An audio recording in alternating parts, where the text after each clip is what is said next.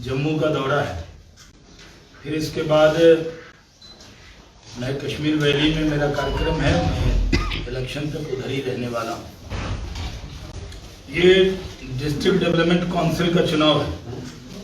इस चुनाव में जो हमारे मुखालिफ लोग हैं वो डेवलपमेंट शब्द से डी शब्द से भाग जाते हैं। खासकर जो गुपकार गैंग है, जो गुमराह गैंग भी है, खुद भी गुमराह है, लोगों को भी गुमराह करता है।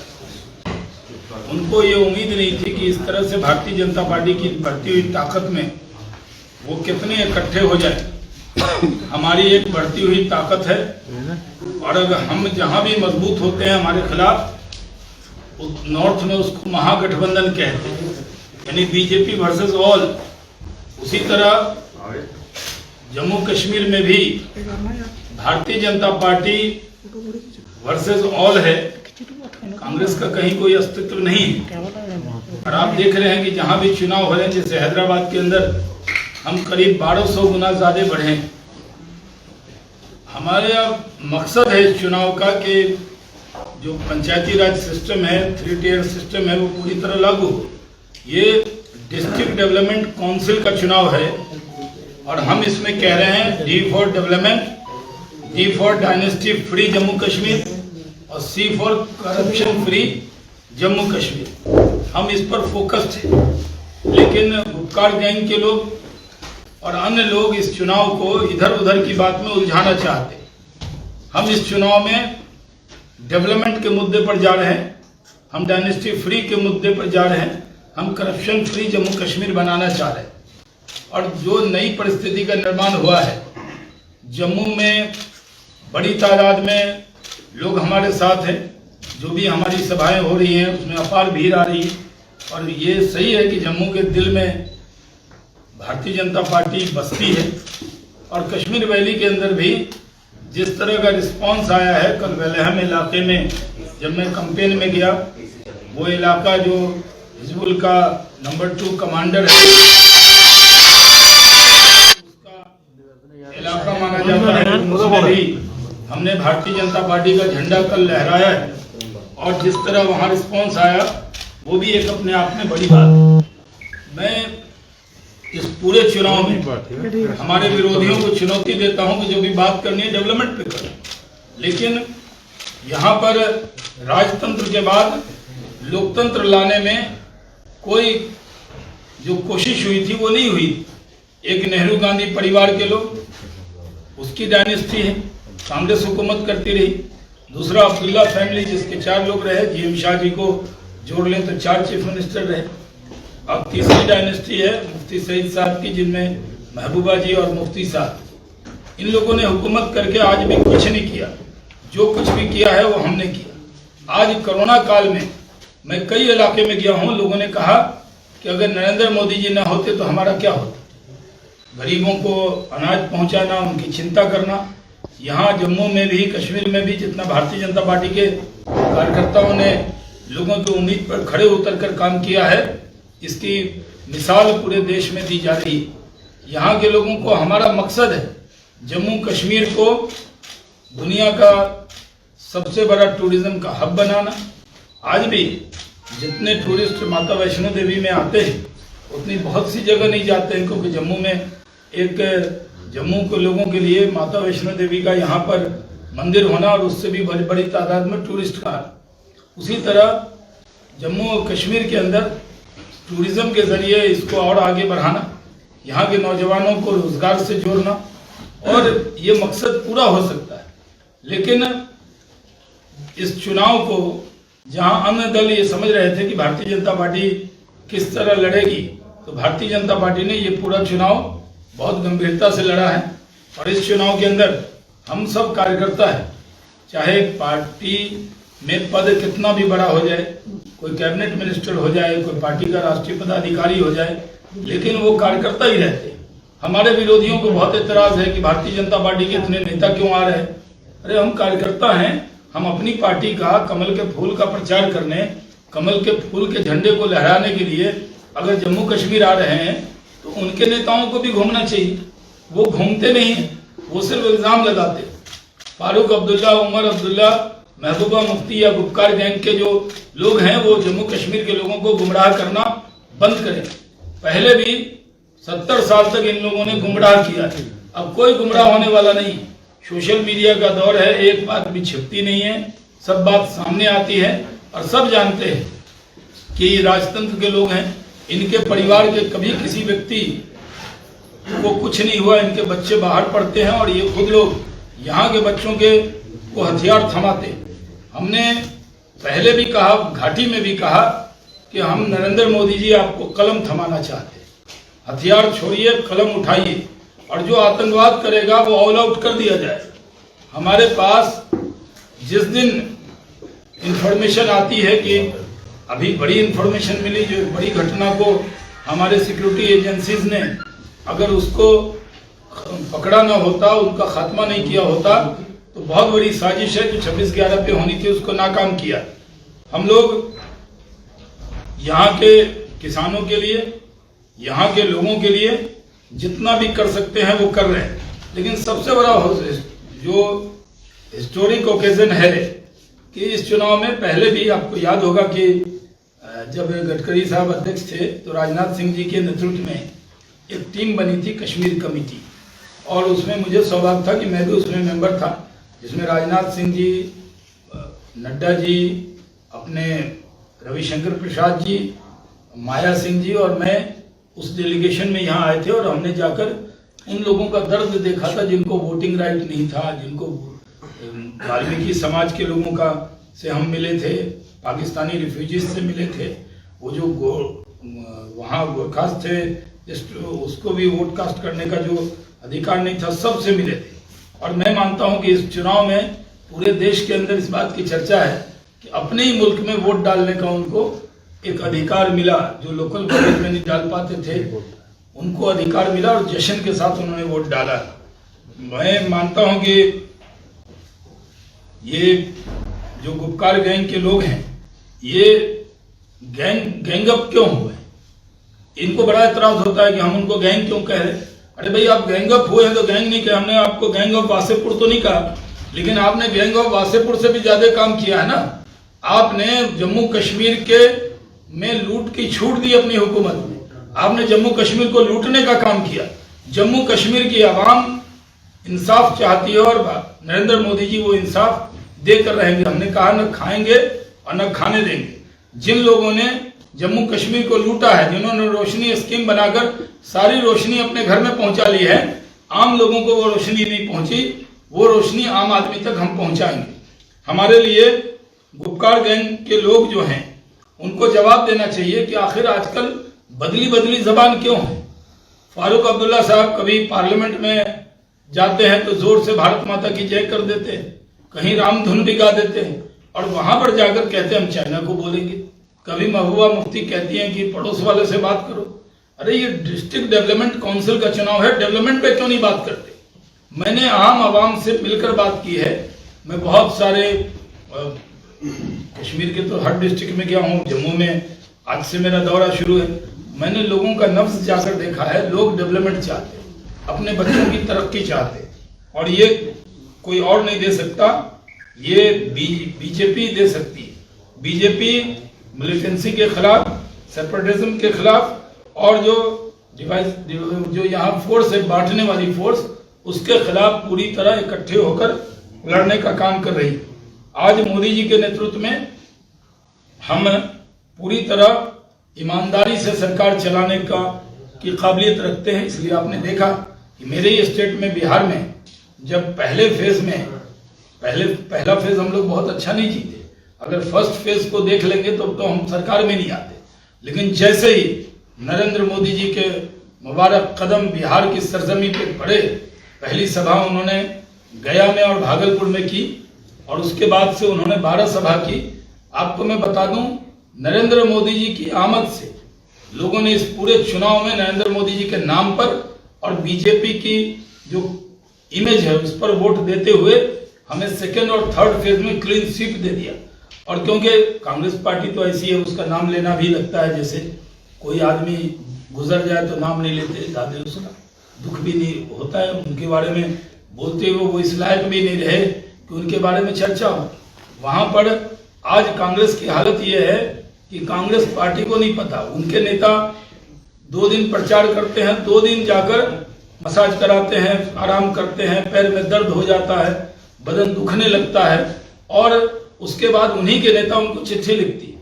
और ऐसी पार्टी जहां जिस पर कांग्रेस का पंजा लगता है, देश पर लगा तो देश की हालत खराब हो गई, जम्मू कश्मीर पर लगा तो जम्मू कश्मीर की हालत खराब हो गई। तेजस्वी यादव के लालटेन पर उन्होंने पंजा लगाया तो नीचे से तेल निकल गया और लालटेन बुझ गई। तो आप ये समझ सकते हैं कि कांग्रेस जिस डाल पर बैठती है वो डाल सूख जाता है। आज कांग्रेस के 23 नेता ने लिख कर दिया, आज वो अपनी पार्टी में ही अपने ही घर में कुछ कांग्रेस के नेता बेगाने से नजर आते। और मैं मानता हूं कि इसमें कांग्रेस, एक हमारे गृह मंत्री जी के ट्वीट के बाद कांग्रेस बैकफुट पर आती है। गुपकार गैंग जो बनाया उसने, प्लानिंग उसने की, उसी के मोहरे थे ये। उन सब ने कहा कि अब गुपकार गैंग में कांग्रेस नहीं है, लेकिन पर्दे के पीछे सारा खेल वही करती है। उनके नेता जो बयान यहां देते हैं वो बयान कहीं दिल्ली में अलग देते हैं। और सबसे बड़ी खुशी की बात है कि जो इस चुनाव में भी आप जान रहे हैं कि एसटी के लिए रिजर्वेशन फर्स्ट टाइम हुआ है। जो सेंट्रल स्कीम है वो पूरी तरह उस पर खासकर महिलाओं के लिए वो बेनिफिट्स की पूरी तरह उसको जो स्कीम है उसका फायदा अब सीधा हो रहा है। जो फायदा भारत के संविधान में शाहनवाज हुसैन को है वही फायदा आपको भी जम्मू कश्मीर में मिला है। यानी पूरा देश एक है। आज बाबा साहब को हमने श्रद्धांजलि दी है जो उन्होंने संविधान दिया। जो वो चाहते थे, एक त्रुटि जो रह गई थी वो नरेंद्र मोदी जी ने उसको ठीक किया। उसके बाद हम लोग उस माहौल को देख रहे हैं। मैं तो ये मानता हूं कि वो कांग्रेस में 2 तरह के नेता, खासकर यहाँ तो जो भी बयान देता है उसको किनारे कर दिया जाता है। जो इंटरनल डेमोक्रेसी की बात करता है उसकी जबान बंद कर दी जाती है। जो जबान कांग्रेस में एक आदत हो गई है कि अगर कांग्रेस का नेता कलम उठाकर कुछ लिख दे, राहुल जी सोनिया जी को चिट्ठी, तो उसके हाथ कलम कर दिए जाते हैं। अगर वो जबान थोड़ा सा खोले तो जबान काट ली जाती है। ये कांग्रेस की आदत बन गई अपने लोगों के लिए। तो आप जानते हैं कि जम्मू के जो नेता थे गुलाम नबी साहब, आजकल वो भी अपनी पार्टी में उनको बेगाने जैसा व्यवहार हुआ है। क्योंकि कांग्रेस में वो तो नबी के गुलाम थे, गुलाम नबी का गुलाम। बाकी कांग्रेस में जो नेता हैं वो ज्यादातर सोनिया जी, राहुल जी, प्रियंका जी के गुलाम हैं। तो गुलामी में एक से एक बयान आते होंगे, उनका काम ही बयानबाजी करना। मैं मानता हूं कि जम्मू कश्मीर में, हम जम्मू रीजन में भी और वैली में कश्मीर में भी बीजेपी का परचम लहराकर दिखाएंगे। जिस तरह का सपोर्ट जनता का है, जनता की उम्मीदों पर पूरी तरह खरे उतरेंगे। और हमारी पार्टी की जिद है कि जम्मू कश्मीर को, जिस तरह भारत का ताज है जम्मू कश्मीर, उसी तरह विकास में भी जम्मू कश्मीर सबसे ऊंचा रहेगा। इसके लिए काम करेंगे। यहाँ पर बिजली, पानी, सड़क किसी अन्य राज्य की तुलना में कहीं कोई दिक्कत न हो, लोड शेडिंग न हो, हर घर तक बिजली पहुंचे। अगर नॉर्थ ईस्ट और बिहार, उड़ीसा जैसे राज्य में हर घर तक बिजली पहुंची है और बिजली पर्याप्त है, तो जम्मू कश्मीर में भी कोई अंधेरा रहने वाला नहीं है। अंधेरा रखना काम है गुपकार गैंग और कांग्रेस के लोगों का। उजाले का दूसरा नाम ही नरेंद्र मोदी जी के नाम पर मैंने घाटी में जाकर, कल जो मैंने सभा की थी जिस इलाके में, उस इलाके के अंदर इतनी बड़ी सभा कहीं नहीं हुई। और मैं श्रीनगर से जब अनंतनाग के इधर गया तो उस पूरे इलाके में हर चौक चौराहे पर बीजेपी का झंडा लहरा रहा था। जो लोग ये कहते थे कि भारत का झंडा उठाने वाला कोई नहीं मिलेगा, उनको जानना चाहिए कि बीजेपी का झंडा वहां लहराया है। कई मीडिया चैनल के महत्वपूर्ण रिपोर्टर वहां पर थे, उन्होंने उसको रिपोर्ट भी किया है और हजारों की तादाद में लोग वहां पे आए हैं। तो जम्मू कश्मीर में हम बिना भेदभाव के काम करने वाले लोग, हम इसको करेंगे और जम्मू कश्मीर के लोगों की उम्मीद पर 100% खड़े उतरेंगे। ये मैंने ओपनिंग रिमार्क अपनी तरफ से कह दिया है। अगर आपको लगता है कुछ छूट गया है कोई प्रश्न। शाहनवाज जी, मेरा एक सवाल है, आप बिहार से एक एक करके पूछिए और एक बंदा एक ही question. I will ask only one question. Okay, मेरा एक सवाल है, आप बिहार से ताल्लुक रखते हैं और जिस तरह से भी पूरे देश में किसान और सरकार के बीच में गतिरोध चल रहा है, तो कांग्रेस ने तंज कसा और कांग्रेस पर आप कटाक्ष समय समय पर भी करते हैं। हमने बहुत सी डिबेट्स आपकी देखी हैं। कांग्रेस कह रही है कि बिहार की जनता एपीएमसी और साथ ही एमएसपी के बिना बहुत मुसीबत में और पूरे देश को प्रधानमंत्री उसी कुएं में धकेल रहे हैं। आपका क्या इस पर पक्ष है? देखिए, कांग्रेस खुद मुसीबत में है। जो खुद मुसीबत में है, पहले अपना घर संभालिए। देश की जनता ने बिहार में 70 में 19 सीटें दी हैं, तो कांग्रेस मुसीबत में है या किसान मुसीबत में है? मुसीबत में तो पार्टी है। अगर बिहार के लोग कांग्रेस को रिजेक्ट कर चुके हैं, हम तो 53 से 74 पहुंच गए, तो हम जो कहेंगे वो माना जाएगा लोकतंत्र में या कांग्रेस के लिए। कांग्रेस पार्टी का काम है हर विषय पर सवाल खड़ा करना। नोटबंदी पर सवाल की उत्तर प्रदेश की जनता ने चुनाव में जवाब दे दिया। उन्होंने हर विषय पर सवाल, यहाँ आके कुछ और बोलते हैं, वहां कुछ और बोलते हैं। उनकी बात को गंभीरता से मैं नहीं लेता, आप भी मत लीजिए, क्योंकि देश की जनता भी गंभीरता से नहीं लेती। मैं हैदराबाद का रिजल्ट देख रहा था, दे रहे थे कि बीजेपी इतनी, एमआईएम इतना, केसीआर की पार्टी इतनी, अदर्स। तो मैंने समझा कांग्रेस भंग हो गई क्या? तो देखा कि बाद में 0 आ रहा था अदर्स में, फिर 2 आया, फिर 3 आया, तो एक आध लोग कई जीते होंगे। तो 2 सीट जो यानी परसेंटेज आप ले लें, तो उसको इतना गंभीरता से मैं भी उन पर समय नहीं देता, क्योंकि जो लोग मान लीजिए जो रोग लग गया है कांग्रेस को, जो बीमार हो गई है कांग्रेस, तो ऐसे भी बीमार लोगों पर ज्यादा प्रतिक्रिया पार्टी पर नहीं देनी चाहिए। हमारा संस्कार इसको अलाउ नहीं करता है।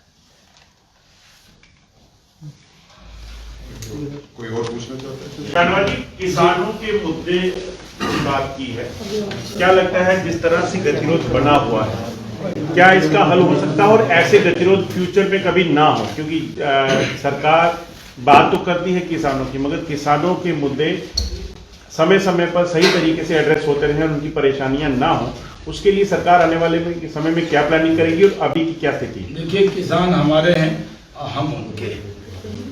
हमने जो चिंता जितनी किसानों की है, उतनी आज तक किसी ने नहीं की। हमने उनकी आय दुगुनी हो इस पर काम शुरू किया। हमने उनके यहाँ यूरिया नीम कोटेड हो, हमने शुरू किया। पहले यूरिया के लिए लाठी चार्ज होता था। हमने किसानों के लिए बहुत सारी स्कीम्स बनाई है, उनके खाते में पैसे डालने का भी काम हमने किया है। पहले कभी किसी ने नहीं किया, जो छोटे किसान। इस मुद्दे पर भी हम किसानों से हमदर्दी रखते हैं, अपने लोग हैं। जिस तरह घर में जो लोग होते हैं उनको अपने घर के बड़ों से नाराज होने का, कहने का हक होता है। डेमोक्रेसी में उनका धरना देना या प्रदर्शन करना वो हक है, उस हक को हमने नहीं छीना। लेकिन अपनी बात को भी हम बता रहे हैं। कोई भी ऐसा दिन नहीं है जिस दिन हम वार्ता नहीं कर रहे हैं। हम समझ रहे हैं कि जो लोग उनको गुमराह कर रहे हैं, जो उनको गलत समझा रहे हैं, उनको हम सही बातें कहने में कामयाब होंगे। कई दौर की बातचीत हो गई है, मुझे उम्मीद है कि जल्द इसका हल हो जाए। लेकिन सर, जब कनाडा जैसी कंट्रीज जो हैं, वहाँ के जो लोग हैं, जब सपोर्ट करते हैं किसानों को, उनको किस तरीके से आप देख रहे हैं? कनाडा से जो सपोर्ट करें, मैं तो नेशनल स्पोक्स पर्सन हूँ, ये इंटरनेशनल सवाल पूछ रहा। तो कनाडा में क्या क्या होता है वो हम अगर उस पर चर्चा भी करना नहीं चाहते। कनाडा को अपना ध्यान रखना चाहिए कि दूसरे देश के इंटरनल मामले में ऐसी दखल अंदाजी सही नहीं। शाहनवाज जी, मेरा एक सवाल है। डीडीसी इलेक्शन की बात की जा रही है जम्मू कश्मीर में। जो लोग हैं गांव में, वो कह रहे हैं हमें एक ऐसा उम्मीदवार चाहिए जो पढ़ा लिखा हो, जो हमारी प्रॉब्लम सरकार तक पहुंचा सके, चाहे वो मोदी सरकार से हो या कोई भी सरकार से। हमें किसी अनपढ़ को वोट नहीं देना है। अच्छी बात है, पढ़ा लिखा होना चाहिए, लेकिन डेमोक्रेसी में वोट देने का और जो कानून बना हुआ है जो नहीं पढ़ पाया है सरकार की गलत नीतियों के तहत, उसको हमने जब तक सरकार ने 100% शिक्षित नहीं कर देना है, जब तक उसको चुनाव लड़ने का अधिकार कौन छीन सकता है। तेजस्वी यादव जो है 9वीं फेल है, लेकिन विपक्ष के नेता डिप्टी सीएम हो गए।